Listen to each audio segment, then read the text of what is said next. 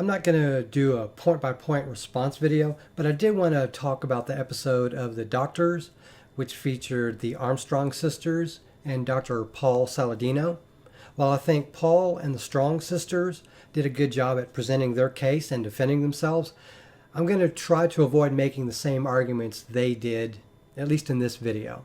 However, what I want to say after watching the following video clips on the Doctor's YouTube channel is the following. So I think the hosts of the show were needlessly condescending and talking down to Paul in particular. Paul didn't start out condescending to anyone and was often put on defense throughout the entire episode. Neither him or the sisters vilified all plant-based foods, for example, or other diets. And I've seen enough of their videos over time on their independent YouTube channels, as well as having watched all the videos on the Doctor's YouTube channel for this specific episode, and nobody between those three people assert that everyone has to eat only animal-based foods. They only say things along the lines, that people can eat animal-based foods and or diets, and that there are reasons for doing so, and that you can actually even avoid plant-based foods, for a variety of reasons, And I think it was bad for the other guests on this show to take pot shots at people who can't even defend themselves on that same show, like Dr. Shawn Baker, who was attacked by Dr. Kahn in one of his rambling sessions. So not only did one guest attack their guests on set, they attacked people that didn't have on air to respond, in kind. Nor did the doctors allow Paul, Ashley, or Sarah to defend Dr. Baker, on this episode. They basically cut to other arguments rather than let anyone even try to respond to what Dr. Kahn said. It's clear that if you watch the Strong Sisters YouTube channel or Dr. Paul Saladino's YouTube channel, these people have put a lot of time and effort and done their own research on the carnivore diet, among other things, and they've made this way of eating work for them. Dr. Saladino hasn't written articles that show up in PubMed searches, but he is publishing a book complete with references and sources that's going to be out this month. Also, I think the doctors were harder on Paul, Ashley, and Sarah than on Dr. Kahn and Dr. Jampolis. People like to group processed meats and junk food with the standard American diet. But what about low-quality vegetables or highly processed meats or cooked vegetables, that are devoid of nutrients by the time they're done being prepared? Why don't those get, linked with carbs, based on plant foods, in plant-based diets?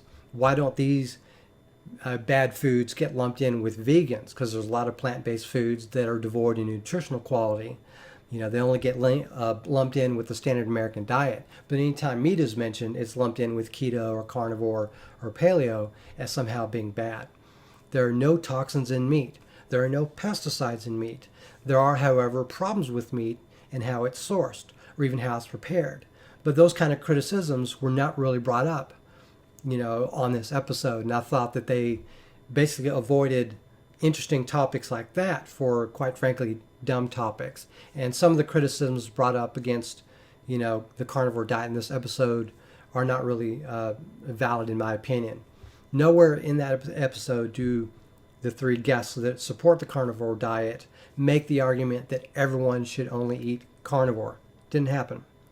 The thing to think about with the doctors is that they have such a control over the design of that show, and that naturally stacks the deck against the targets that they invite onto their show.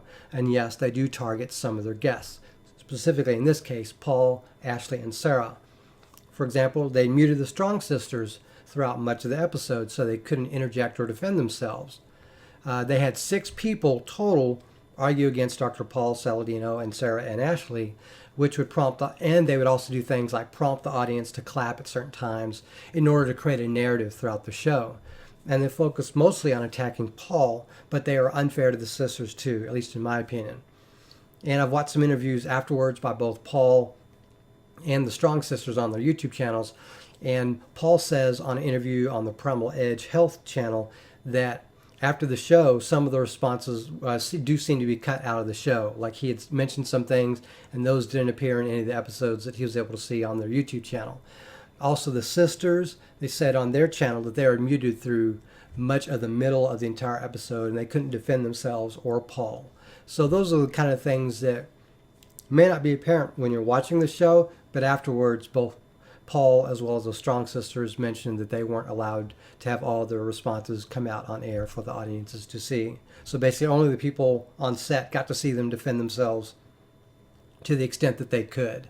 The doctors also tried to paint a picture from the beginning that the girls only ate raw foods, despite them only doing that for a limited period of time, for a few months. And they mostly cook their foods on this diet and have done so for the last, 1, 2, 3 years.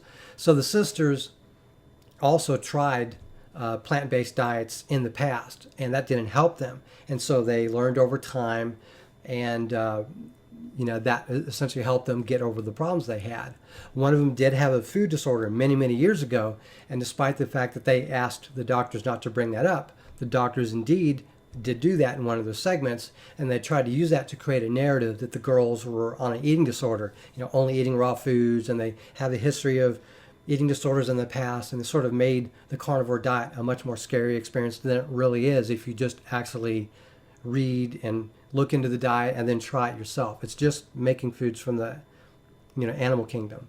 The carnivore diet helped both women, yet one of the doctors, Dr. Jampolis, Melina Jampolis, on the show, she basically predicted outright that the sisters would develop one or more types of cancer in the future. I think that's irresponsible. The sisters are not victims of the carnivore diet.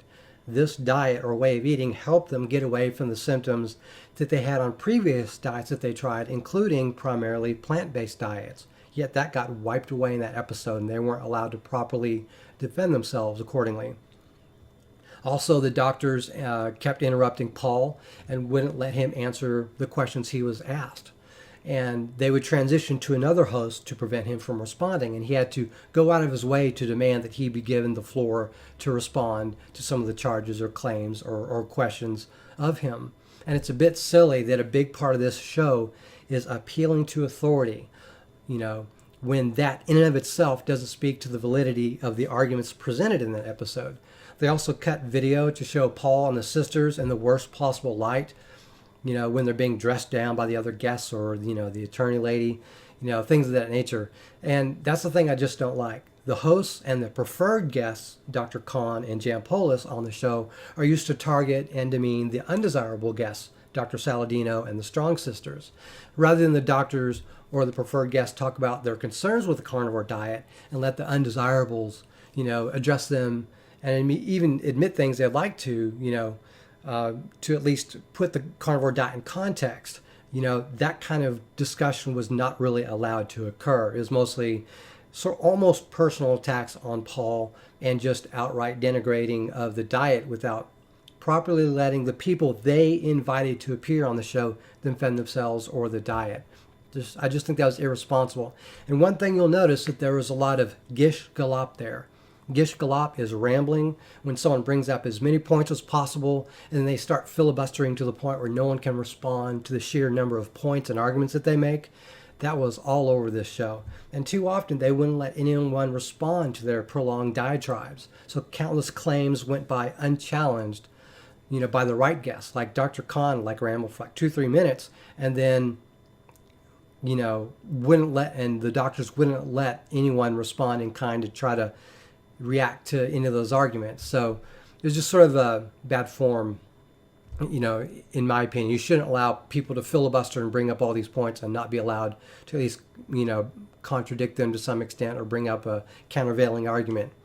Also, the claims by at least one of the doctors, Dr. Kahn, is that carnivore is a dangerous diet and we have to wait decades to find out whether or not it's good. That's the wrong premise to set for any diet, especially one that mankind evolved on. We've eaten meat for as long as we've been around, and it's arguably one of the reasons we're still around is because we were able to eat meat and evolve accordingly. Yet that was just sort of one of the many examples of claims that were thrown out there and there wasn't a proper response able to be formed against it. And basically the doctors and the positive guests, their guests, basically ran the tables, and it it was up to Paul and the sisters to sort of scramble together and try to develop responses, when they were allowed to, basically. Another part of the show is basically holding up all these mainstream narratives of food, as being unassailable. You can't counter them. And at this point, we know that a lot of information presented over the last century or so has been wrong. Like fat used to be really bad. Now we've come to understand, no, fat is not actually bad. It's pretty good and pretty essential, and there are actually essential fatty acids, and there's ways to get them, et cetera, et cetera. Sugar was not feared, I should say. High carb diets were pretty common, and now we come to understand that carbohydrates are just not as essential, so people can get away with them less and less over time. And so those are the kind of things that it's hard to defend a mainstream narrative when over the time those narratives prove to be false. And we should be able to be skeptical. The pursuit of truth doesn't stop with the authority telling you what the truth is. Sometimes the authority lies. Sometimes the authority is wrong. And either way, the authority may not be telling you what is true, whether or not it's intentional or unintentional. There's a difference between disinformation, which is intentional mistruth, and misinformation, which is unintentional mistruth. Either way, both are false. And the doctors kept misrepresenting the counter-arguments that Paul, Sarah, and Ashley made in this episode. And it's hard not to notice this once you see it. And one of the claims that were made was really a straw man, that anyone on that show was claiming that people need to only eat meat for the rest of their lives. No one argued yet one of the doctors, the Dr. Stork, was screaming against that, but no one was arguing that. People were screaming against arguments that weren't being made, and yet these people would not be so shy at endorsing a vegan diet. They would look at vegetarian and vegan diets as saying, yeah, okay, that's healthy, but an all-meat diet, those are narratives that need to be challenged, and skeptics should be able to challenge these things. And we just found out that on this episode, they're not very skeptical, certainly of the mainstream narratives.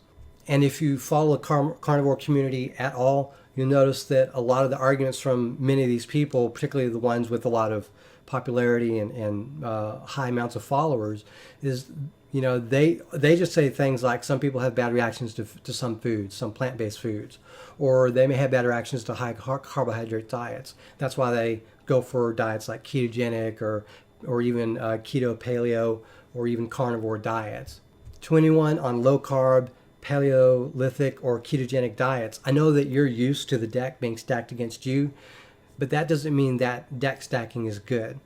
We're used to being targeted as kooks or crazy people when we're using proven methods to either lose or maintain weight, or to improve our diet and even solve some dietary problems that we have, or even diseases like type 2 diabetes and insulin resistance, or issues with the gut biome, or irritable bowel syndrome. Things of that nature people have fixed with keto or carnivore or other diets.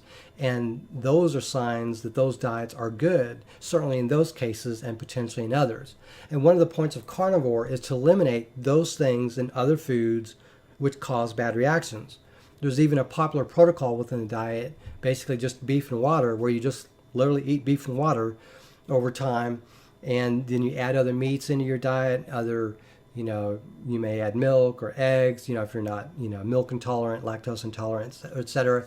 Maybe you add more plants, maybe you add some other foods like pastas or whatever.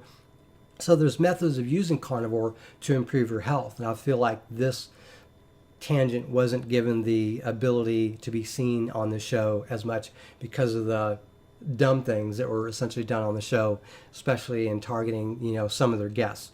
So anyways, these are some of the things that I don't think had a chance to be presented like they should have been in this episode.